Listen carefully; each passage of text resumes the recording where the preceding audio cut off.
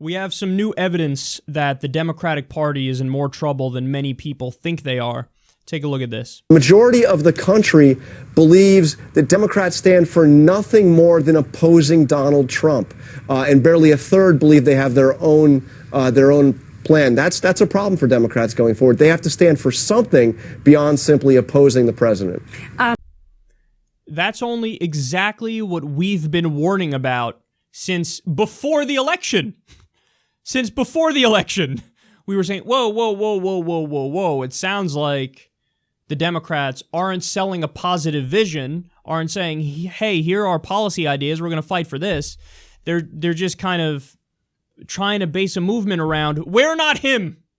We're not him. I'm telling you, we're not him. And then now, after the election, they've only doubled down on that, tripled down on that. Now we're at the point where the crux of every argument they make is, we're not him, isn't he stupid and dumb, and oh yeah, by the way, Russia. Russia, something, treason, Russia, we're not him. Vote for us. How convenient is that argument when it allows you to bludgeon your opponent over the head repeatedly without actually promising anything to the voters? Funny how that works out, that's the path the corporate Democrats choose to take. Is, well, I mean, guys, we got to beat Trump, so let's talk about how bad he is. Let's talk about how he's a sellout to Vladimir Putin or something. He's a Kremlin puppet. But let's, in the process, not make any promises, because we know that when we get in power, we're not really going to do anything. We're going to do fucking Medicare for all. We're going to do free college. We're going to do a living wage. No. So we don't want, that's hard work. That's hard work. We don't want to promise that. So we'll just say, he's bad. Vote for us. We're not as bad. Well, now the country's on to you. 52% of the American people say, yeah, the Democratic Party, they don't stand for anything other than we're not Trump. A majority of the country goes, they don't stand for shit. They stand for nothing. They don't stand for anything. And only 37% say they stand for something.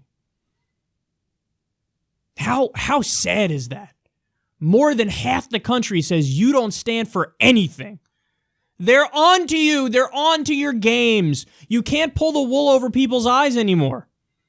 They're sick of it. They're done. They're done.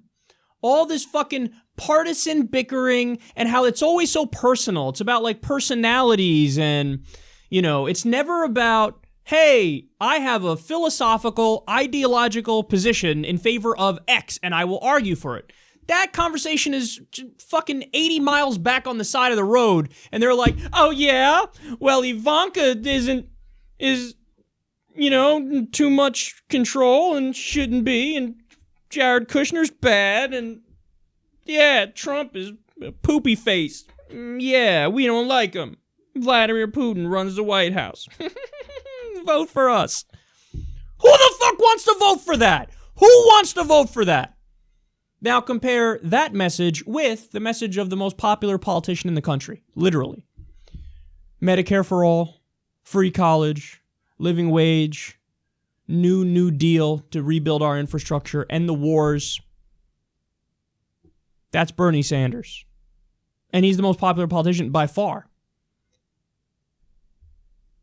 Have any of you stopped to think, like the corporate Democrats, oh, wait, maybe we need to focus on policy. But here's the thing, they can't.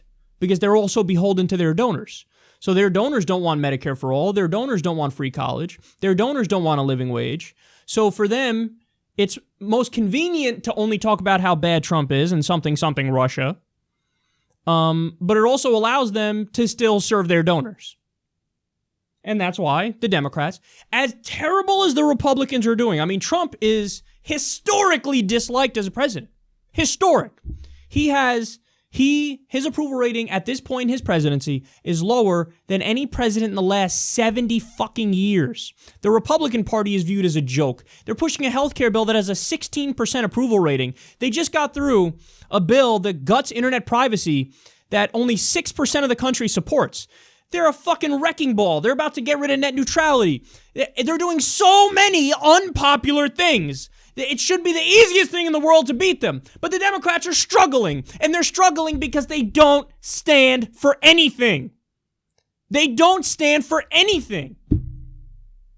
And it's not enough to just say, we're not them, they suck. Because people go, okay, what are you for? They go, wait, new phone, who this? What does that mean? They don't know because they don't know. They think it's enough. They do half the argument. Hey, they're bad. And people are like, and then it's like, no, and then. No, but, okay, so why do you want me to vote for you? You said they're bad. Got it. Now, why are you good? I didn't say I was good. I just said they're bad in Russia, something. 52% of the country says they stand for nothing. 52% of the country. 52% of the country says the Democrats stand for nothing. When the policy positions that the Democrats are supposed to push for are all popular. 60% want Medicare for all. Over 50% want free college. 58% want to raise taxes on the rich. 60% are in favor of gay marriage. 60% are in favor of legalizing marijuana. 80% want to raise the minimum wage. Only 17% still want to be in Afghanistan. All the positions that the Democrats are supposed to take are so immensely popular. But a majority of the country says they don't stand for anything. Why? Because the country's right. They don't stand for anything because they don't argue for the things that they're supposed to argue for. There's Bernie Sanders doing that. There's Ro Khanna doing that. There's maybe a handful of others doing that. But that's it. But that's why Justice Democrats is here. We're here to save the day. You go read our platform, justicedemocrats.com/platform. What the American people want is what we push for. We're populist left. But in reality, we're just the center of the country because we're pushing for what the American people want. And we don't take any corporate money or big money. We don't do it. We don't want it because that sets up an incentive problem where the politicians are going to serve the donors. We don't want them. We don't want them to do that. So we don't want the donors, the big money donors. We want small money donors who are regular people because that's who we're going to represent, which is where you come in and why we need you. So we just did our fundraising drive with the shirts, the Secular Talk shirts. Unfortunately, that just concluded, but we're still doing direct donations that go to Justice Democratic candidates. Come on, guys. Let's get rid of corporate Joe Manchin. Let's get rid of corrupt Joe Crowley. Let's clean house with these corporate Democrats. I'm sick of having these conversations about how bad the Democrats are. You think I want to come out here and bash the Democrats when the Republicans are ruining the country? I don't want to do it, but that's the only way to reform the Democratic Party so that we can beat the monstrous Republicans. So come on. The link is justicedemocrats.com/fight. justicedemocrats.com/fight. We need your donation because we need to take out these corporate Democrats. So let's do it. Let's have a Democratic Party that stands for something again, and let's change these poll numbers. Let's make it so the Democrats win in a giant wave instead of more than half the country saying they don't stand for anything. Let's make it so that when you ask any American, whether they agree or disagree, hey, what do the Democrats stand for? They go, oh, Medicare for all, free college, living wage, end the wars, New Deal, legalize marijuana. Let's make it so that that's the answer and it's a snap answer. Yes, be repetitive. Say it over and over. Get it into people's heads because people will say, I agree with that, and then they'll start to vote for you.